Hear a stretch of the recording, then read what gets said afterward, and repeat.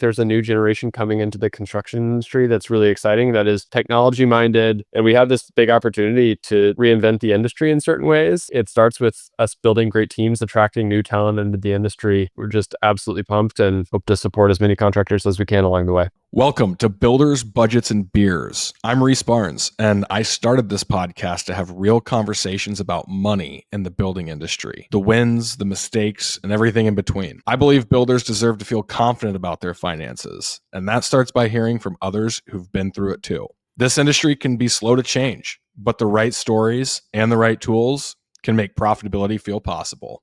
Let's get into it.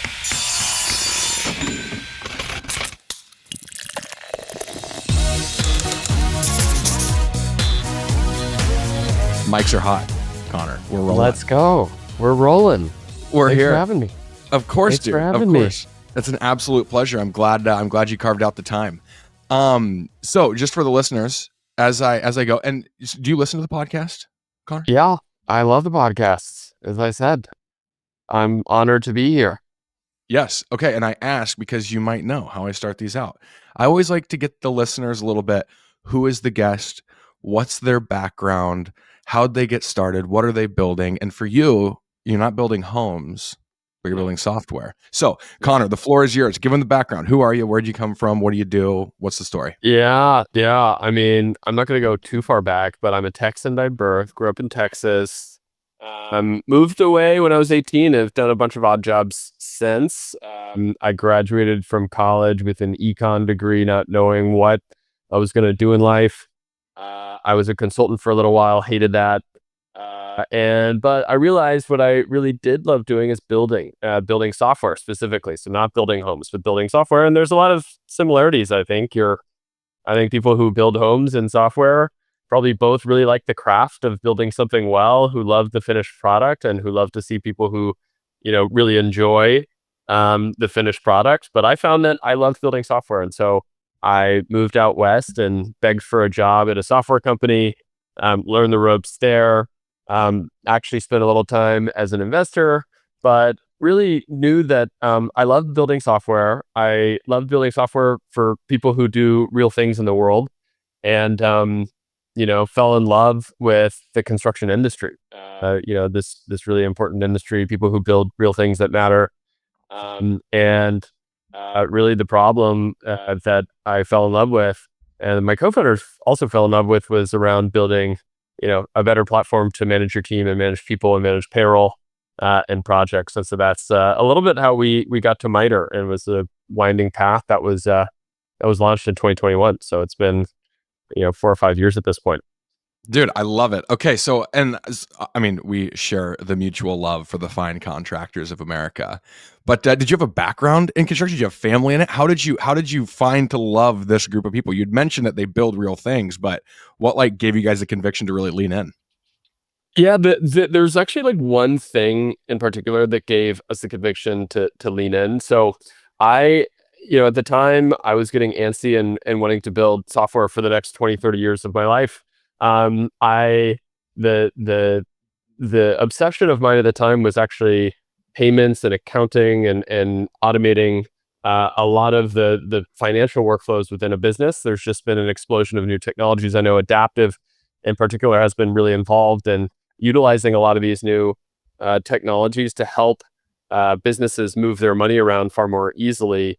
That was a real interest of mine as well. And this was back in 2020. And so what I did is I actually got a job as an intern at an accounting firm. It was local in the Bay Area, because I said, it seems like a lot of these flows and a lot of these processes within your business are kind of broken. I want to go experience that firsthand.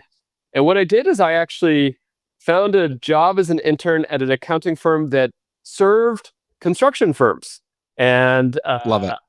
You didn't need to spend too much time to understand how broken a lot of the processes are. And then started to talk to more and more contractors, both residential contractors, commercial contractors, and in particular, found that there was just so much pain around technology in general. I have a software background. I worked in the tech industry for a while, and there's a huge disparity in the quality of software that the median software company uses versus the median contractor, and felt like the world needs the construction industry to build fast and build efficiently and build well. And what a better way to spend the next 20, 30 years of my life than to serve the industry with such a problem that I felt firsthand. I actually got fired from that bookkeeping role because I was a bad bookkeeper. But it did expose me to the challenges of job costing and prevailing wage and a lot of these things that MITRE helps contractors with and Adaptive helps contractors with.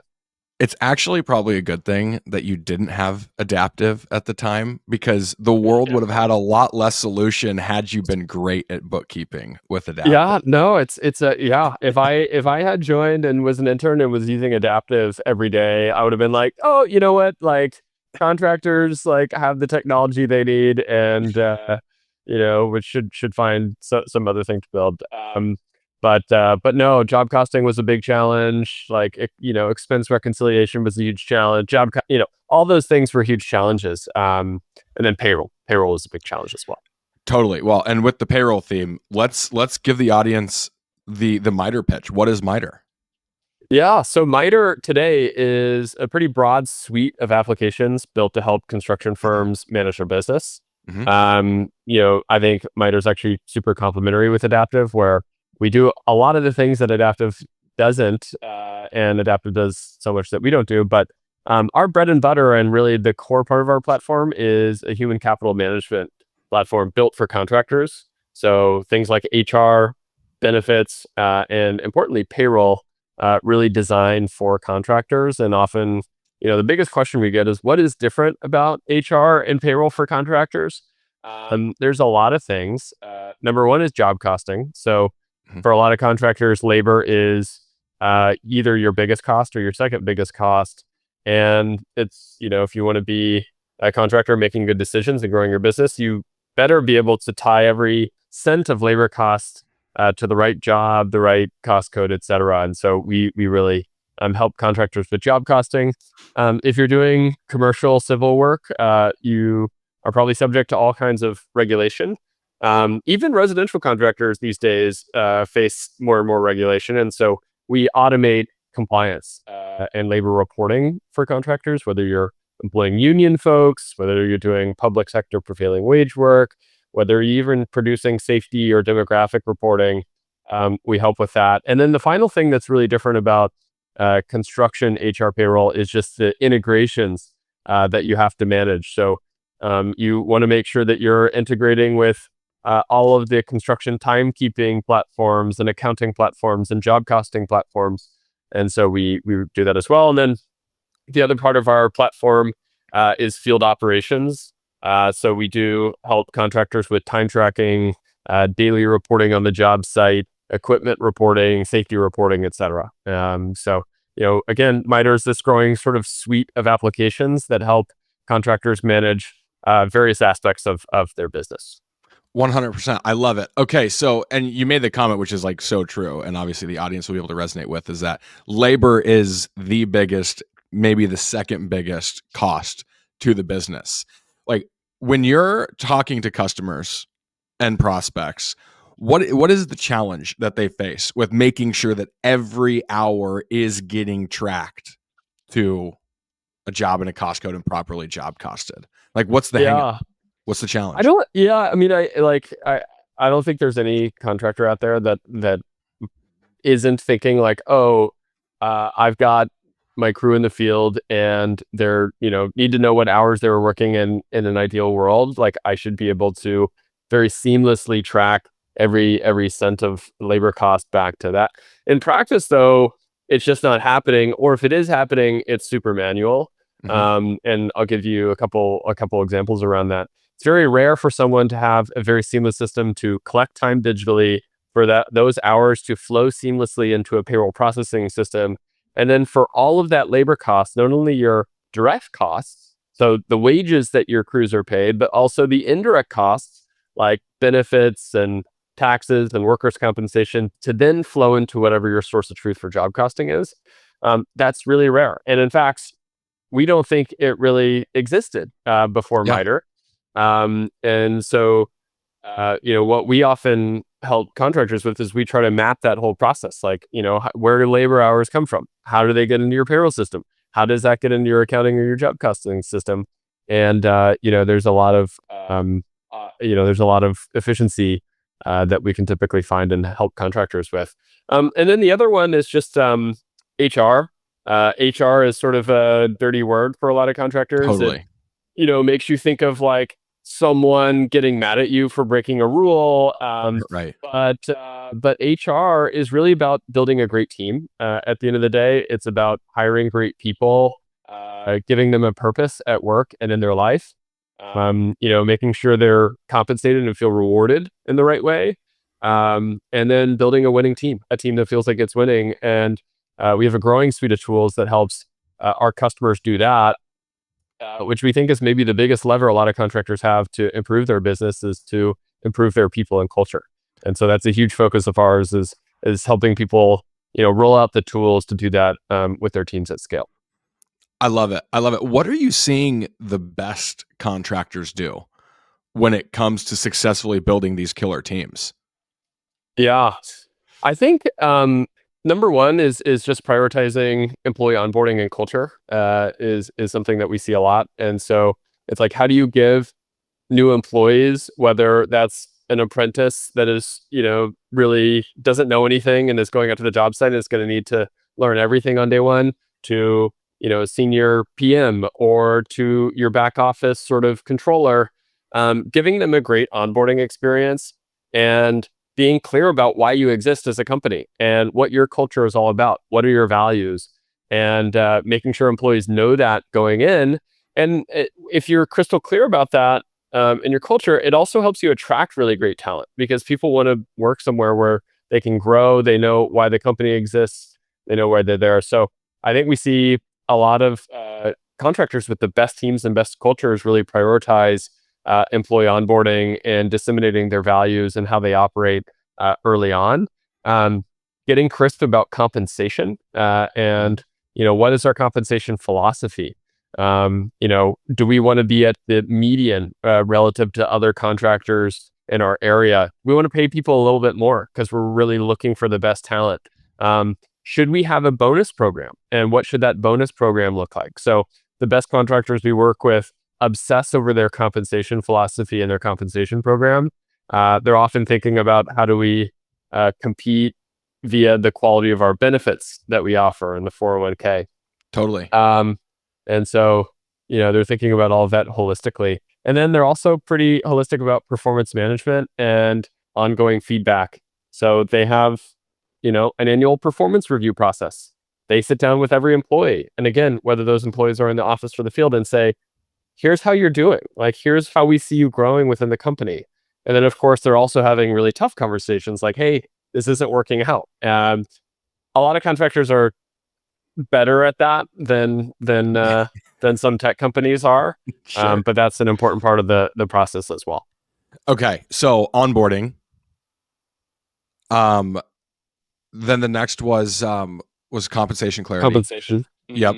And then from there we had, what was the one right before the Performance. Yeah. Performance. Yeah. Go ahead. I mean, I have the couple of more I would add, and I know this is a lot, but learning and development. So making sure everyone at the company feels like they know what their learning path is, that they have materials, to learn. The best contractors we work with have a training program where, based on who you are and your scope, there's a set of courses or trainings that you can learn from over time. And then maybe I tie it all together as like the best contractors really have a firm sense of their values. And, that was the one. Yes. And like, why do we exist? Who are our customers? Is our customer a homeowner? Is our customer, the government? But there's a lot of exciting, conversation to be had around why are we here? Why do we exist? And how do we operate?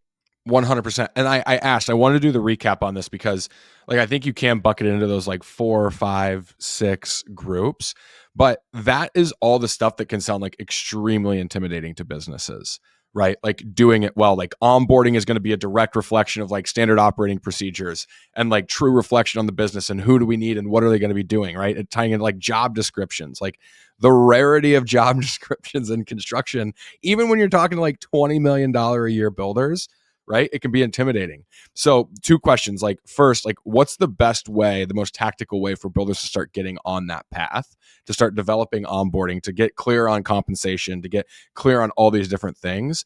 But then also, like, what's too small? Like, when should they start focusing on this stuff? It's a great question. I actually think that the latter question is really interesting and informs the first. So, the question is like, what is too small to be focused on up leveling your people processes? Um, One way to look at it is like, how much better would your business, and can you quantify like everyone on your team being 5% better? Mm-hmm. And 5% is a low, sort of a low estimate, but imagine what happens if everyone on your team is 5% better, 5% more efficient, sells 5% more.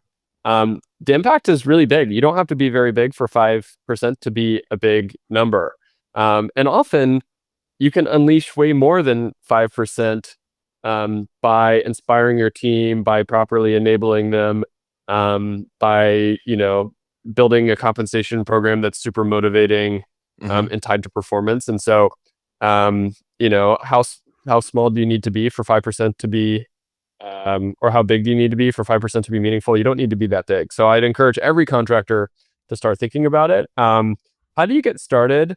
I think it is designated someone to own these things within your business. And Mm-hmm. so some contractors may be too small or feel like, hey, hiring someone to focus on people or HR is not a great use of time, but it should be their explicit responsibility that they own. Hey, you own employee onboarding, you own training, you own compensation review. Sometimes that's the owner early on. It's a great thing for an owner to think about, maybe the most important thing for an owner to think about. Totally. Um, but at some point, it often makes sense to bring in a head of people, a head of HR, an HR administrator, and so that's different for every business. But again, the way I'd be thinking about it is like, what if you unleashed 5% more, 10% more out of your team? What is that worth to you in terms of dollars? And you can sort of easily justify hiring. And then, of course, like, you know, would plug generally the HR software industry. Tools can also help a lot. Tools can help you calibrate your compensation, can help you design great employee onboarding programs. They can help you develop learning programs. And so would definitely check out tools that help with that. Miter being one of many great softwares out there for that. 100%. And I think, okay, so I totally agree. It's like, when's the best time to start thinking about developing processes and systems and thinking about onboarding and being more calculated and methodical, moving these members through the business as they're growing? Like, I've never ran a construction company, right? So it's easy for me to sit on the sideline and be like, well, you should be doing it from day one.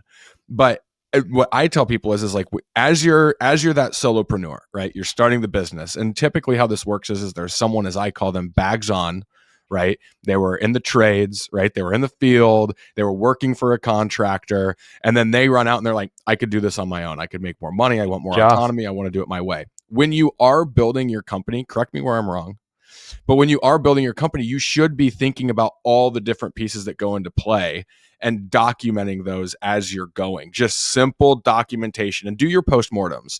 Like, take the time to sit down and be like, what does it actually take for me to get a proposal out? What does it actually take for me to get a project managed? What does it actually take for me to stay on top of the books? And then you can start sitting there. And once you have that documented, if that takes you a year, 2 years, 3 years of operating and like finding what that sweet spot of getting your margin is on the product you're delivering, then you can start backing into the stuff I don't like doing, right? yeah, Or it's the yeah. stuff of like, I know what this takes and I dread doing the books, or I need someone to estimate because I love being in the field managing projects. Then you can slate somebody in on that V1 onboarding, right? And say, here's the expectation. Absolutely. This is what the day is going to look like. Go run with it. Yeah. Yeah, 100%. And yeah, I mean, early on, you've got to do everything. And as founder myself, like, yeah, early on you're wearing so many hats and you may not feel like you're good at anything, but there's no one else to do it. So it just falls to you. But yeah, you can specialize over time. But yeah, I'd point to like there are more tools these days than ever that give you superpowers in a lot of those areas that are really important. But yeah, documentation is so important. One, because like it is the record of how things should be done in your business. But also the sneaky part about documenting things and writing things down is that it clarifies for you what is happening. Like I find that when I go to write something down, I realize like I thought I knew what I was going to write, but I don't. And the process of writing something down clarifies, and it's an important tool in itself. And that can be true for here is how we estimate, here's how we submit bids, like all the procedures. I would even say when you're starting your business, write down why you exist Yeah. and why it matters. What are our values? How are we going to operate as a team? And that's often very clarifying and helpful. And if you haven't done it, it's never too late. It's important to do at any stage of business. Totally. I think that values piece is important. I've talked about this on other episodes lightly, but I like the values comment, especially in the building industry, obviously knowing the personas and like who we sell to and how they think, it might come off as like fluffy, right? Like anyone can sit down and you say, okay, today is the day we're going to build our values, right? And you put down, we're going to be respectful, right? We're going to be held accountable, right? We're going to do like all these things. But what do you see builders doing, and what do you envision that process being, so that you actually in that exercise or that process with meaningful values that a group, a community of people can buy into and work cohesively towards those values? Yeah. Yeah, I would say like, I think there's an outside perception of, the construction industry, like, oh, values, do they matter? Like we're out building things. The best contractors we work with are obsessive over their values and their why. And it's been really fun to learn how so many contractors have think about that. One of my favorites, just like bring us to life example, is we work with a great contractor at GC in California named Trubeck, and they've got a list of values, but one of their core ones, maybe their main one, is called raise the bar, and it basically means that hey, we're not going to tolerate average ever. We need to get we're going to continuously improve. We are going to set the standard for how something should be done, and excellence is a part of our DNA. And everywhere you walk within the Trubeck office, you talk to anyone, it's a raise the bar culture, and it sets the tone when employees come to work. Like they know why they exist. A lot of other contractors really lean into safety, and that's Mhm. so important as your culture. Like, hey, we're going to keep each other safe. We're going to make sure we can go home to our families feeling good every day. Um, and so, the why matters a lot because it does also create, cohesion, and it helps employees relate to each other as well. And it's also just more fun. We all spend a lot of time at work in our lives, 40 plus hours a week. And so, you might as well, it might as well feel meaningful. And setting your values and setting your why on day one, or at some point is so important for that.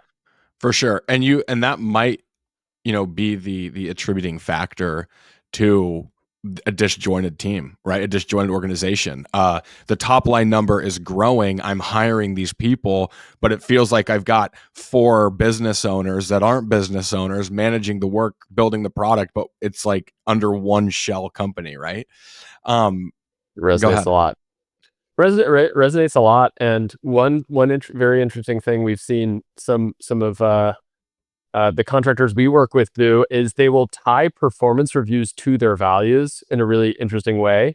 Hmm. So every year or every 6 months, every manager will have a conversation with their direct reports and say, how did you do on this value? So, like for example, at Miter, one of our values is give a damn, and Hmm. hey, what it means is uh, like care and passion and attention to detail are not optional. We care. We don't leave people hanging, and so we talk about that every 6 months, and a lot of the contractors we've seen, they'll set up their performance review designed around their core values.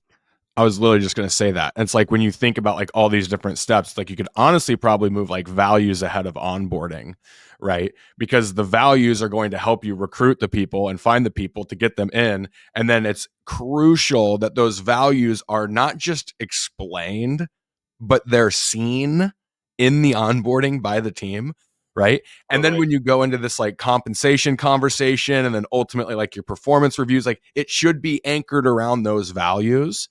And it makes it that much easier, right? So if you're a builder out there and you're listening and you're like, God, it seems so intimidating, like this is like the true business side of running a business, and like I just want to build houses, it's not as intimidating when you just sit down and think to yourself, like, you're the owner of the company. What do you want this thing to be? If you have to employ them, you're paying them, you might as well want to work with them, right? What should they look like? And then how do you take that responsibility as a business owner all the way through the life cycle? To the point of the performance reviews, like I'm going down this list of like, what are you seeing the best builders doing? But is it like a breakdown of like, here are our values, this is how you're performing, and then obviously like a KPI component, or what are you seeing from that, like a successful performance review with the best companies? Yeah, and it's interesting. I think in construction, it can look different because one, it's a skilled profession. There's like a set of hard skills Mm-hmm. that you just need to be an effective carpenter, as an example. Or Right. and so I think one really important thing is to have role rubrics for each of your roles. Like, what does great look like? Like, what is good, better, best for each of your roles? That does take time, and that's not something that a lot of entrepreneurs have time with if you've got a crew of 5 to 10 people. But certainly, as you start to scale, is really important to do. So that's the first thing: is like, what does good, better, best look like for each role? And for some of your workforce, and for your crews in the field and your skilled tradespeople, often you can get help from that because there's certifications, there's industry standard skills that you can actually map to and borrow from. But I think that's an important one. And then the second thing is just like making sure they get done.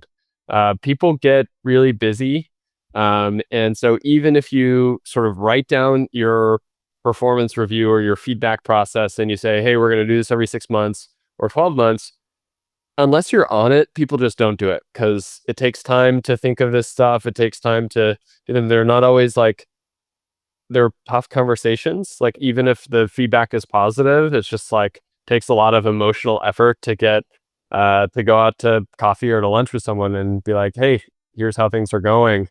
Um, but they're just so important. And so just tracking that they're happening and designated someone as the owner of this happening is really important as well. Totally. Okay. And so obviously MITRE is payroll and then HR. What did you call it? It's HCM? Yeah, HCM is a dumb sort of industry acronym. Human capital management, which That's right. also is really jargony, but yeah, I mean, I think the one way we like to describe ourselves is we are the workforce or the people platform for contractors. So everything related to compliance, so all the gnarly, like, what do we need to report to benefits agencies, new hire reporting, safety, payroll taxes, all that. But also the more fun sort of actual people growth stuff, like how do I build a better team? How do I recruit great people? What is a job description, et cetera? We help with as well. And that's exactly where I'm going with this is like, so now how does MITRE make that easier for builders, like specifically? And like, obviously this isn't like a demo, and like, if you guys, for the listeners that are intrigued, definitely reach out to Connor and his team. But just generally, like as a high level, like how does MITRE help with all these different pieces and make it easier for builders to adopt and more controlled and more visible? How does MITRE do that? Yeah, good question. So I'll talk about maybe the sort of payroll aspect, and then we can talk about HR aspect. So just on the payroll front, we're a full service payroll processor, which means like we do direct deposits, handle Mhm. taxes, and really automate the entire payroll processing. And it's connected to time tracking. So we have a time tracking app that folks can use in the field to track their employees' hours, and we're flexible. We have a kiosk. Supervisors can enter on behalf of their team. You can add whatever sort of time tracking dimensions or fields, obviously the project, cost code, other fields that you want. Or we can import hours from other platforms, whether you're using Procore, Buildertrend, or if you do any service, MITRE's flexible there as well. All of your labor hours get posted into payroll without any CSVs or manual input. You process payroll, and then we send your ledger entries as well as your job costs into your job costing platform. And we automatically allocate all of your, direct, but also your indirect expenses to the job. Right. And so benefits and 401k and taxes and workers' comp actually end up being huge expenses for contractors. And we actually look at the hours that someone worked, and then we allocate all of those expenses, not a burden rate, not an estimate, but the actual dollars and cents that you paid the benefits agencies, that you paid, your 401k, that you paid taxes, and then we allocate those to jobs and cost codes and whatever reporting dimensions that you care about, and then we'll send that into the platform. So, go ahead. Oh, go ahead. I was just gonna say, so even to like tie it back, we'd mentioned as one of the 4, 5, 6 pillars that we had talked about, right? With like the compensation conversations, that's where that becomes easier for the builder, right? Instead of someone just coming in and like barking, like, I want to make more money, or you're recruiting and you're looking for someone, you're like, how much should we actually be paying these people? If you're running your payroll to that level and you're knowing what these costs are, now you can go into the conversation much more educated. And if you have all these other pillars in place and you're evaluating this employee, if it is a current employee, then you can sit down and say, look, if you're trying to earn this, this is where you've historically come in at. We're happy to pay you, but this is what it's going to require in order to get to that level. Am I tracking?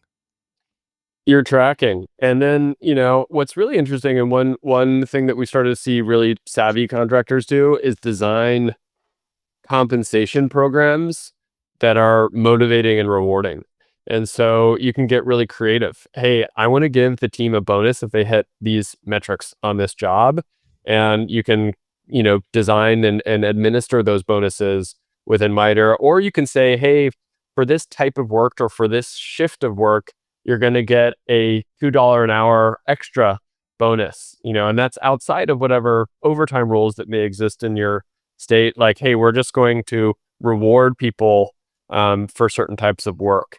So we think that's really cool, and we think that's a huge unlock for team performance, is to tie performance on the job site with real compensation. And you can track that in MITRE. Yes, like you can design bonus programs within MITRE that Very is cool. tied to performance. And we've seen, again, our savviest contractors were doing this sort of by hand and tracking a lot of this by hand. But we think that's a huge unlock. And then not to mention, like, if you're in the commercial space or the civil space, you're likely going to run into just some gnarly reporting requirements and rules, whether that's prevailing wage. Maybe you're thinking about employing union employees, and MITRE helps automate a lot of that work as well. So that's on like the time tracking and payroll side. Yep. But then on really the HR side, we help from recruit all the way to terminate. So when you're deciding, hey, I do want to hire that HR director, I do want to hire a new apprentice, I do want to hire a new carpenter, we can help you post the role. So we have a way for you to create your job description. We help you automate the job description creation, by the way, with AI. So you can say, I want to hire a carpenter in Ohio, and then MITRE will create the job description. And then we'll help you post it to Indeed. We'll help you post it to LinkedIn. That happens automatically, or to your website. We can integrate with your website, so your role's visible for candidates. They'll apply. You can screen them through MITRE, look at their resumes. And then when you're ready to hire someone, you click hire, and we'll create an onboarding checklist for you to onboard that employee into your organization. As part of that onboarding, you can assign them reading to do. You can assign them videos to watch about, hey, often that'll include a video like, welcome to, miter construction. Here are our values. Here's what our customers do. Here's why people trust us. They can sign up for benefits. They'll have access to their employee portal. They'll get the Miter mobile app if they want to use the Miter mobile app for pay stubs or time tracking. And then they're good to go and they're on your team.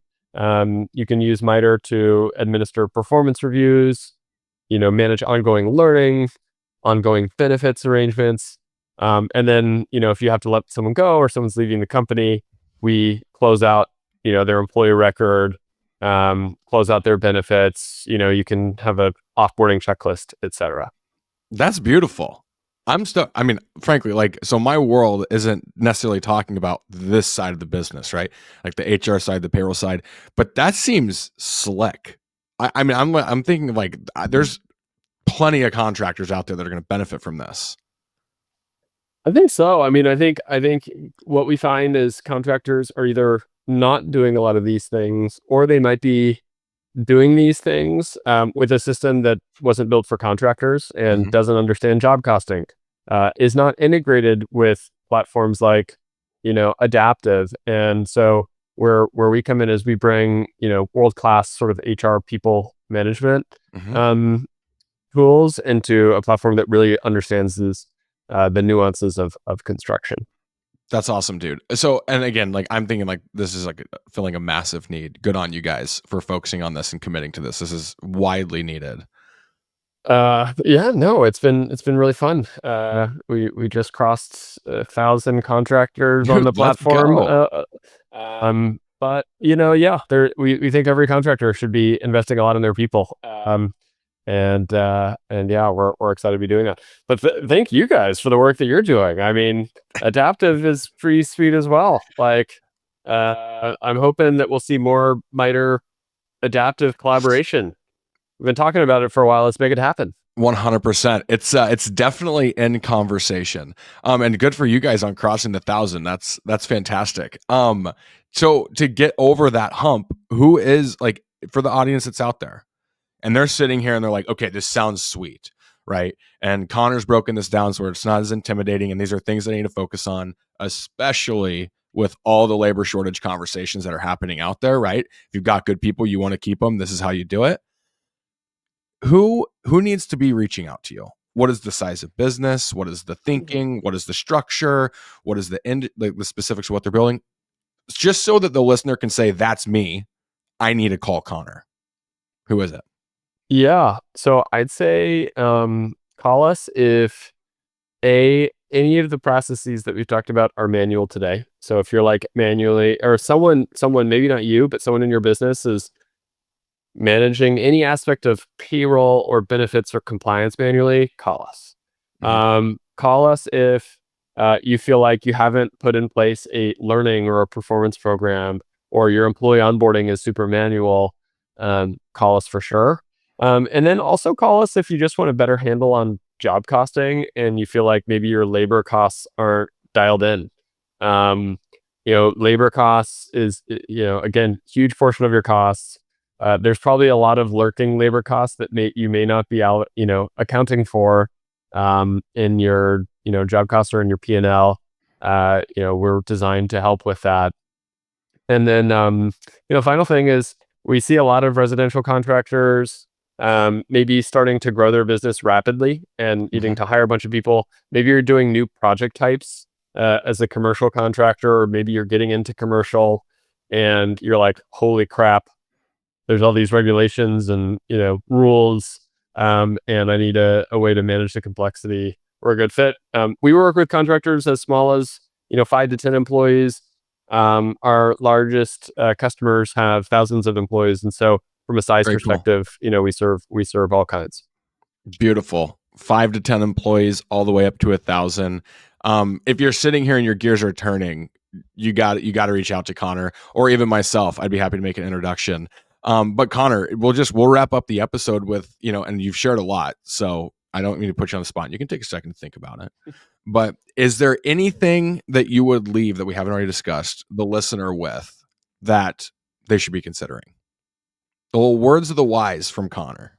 Well, first of all, no one would ever describe me as wise. So we'll Come just say on, Connor. we'll just say words. No, I mean, I think the reason we're in business and the reason we're so excited to be doing this for several decades is like let's go out and build stuff. Let's go build better. And the US needs all of us to build more housing, more infrastructure. And we have this opportunity right now. I think there's a new generation coming into the construction industry that's really exciting, that is technology minded, that, teams in construction are getting younger. There's a new generation who's working the job site. And we have this big opportunity to reinvent the industry in certain ways. And I think it starts with us building great teams, attracting new talent into the industry. And so I'm just pumped. I mean, I think it's time to go build. And for any contractors out there listening, let's go build. We're just absolutely pumped, and hope to support as many contractors as we can along the way. I love it. I love it. We're here, as I've mentioned a couple times. It's kind of been like a little coined phrase of mine, is we're here for the fine American contractors. At least for today. We could be serving the fine Canadian contractors at some point. Yeah, And the fine, just the global contractors. We might have to change the global contractors here at some point. sure. Why not? But Why not? no, I love it. I love it. I love the energy. I love the pursuit that you guys are on. I appreciate you jumping on the show, Connor. Thanks so much, Reece. It was super fun to be here. Appreciate it. We'll talk to you soon, dude.